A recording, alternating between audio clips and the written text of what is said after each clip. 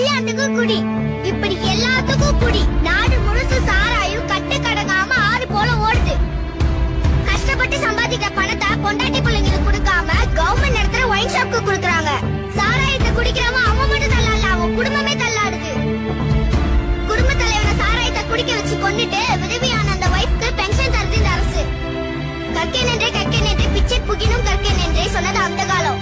பிச்சை எடுத்தாலும் குடின்னு சொல்றது இந்த காலம். இந்த நாட்டுல குடிக்காக பிச்சை எடுத்தவங்க நிறைய பேர் ஆயிட்டாங்க. சயின்டிஸ்ட் ஆக வேண்டியவன், டாக்டர் ஆக வேண்டியவன்லாம் இப்போ வீட்ல குடிநோயாளியாய் முடங்கி கிடக்குறான். வாங்க நம்ம எல்லாரும் ஒன்னா சேர்ந்து போராடலாம். சாராய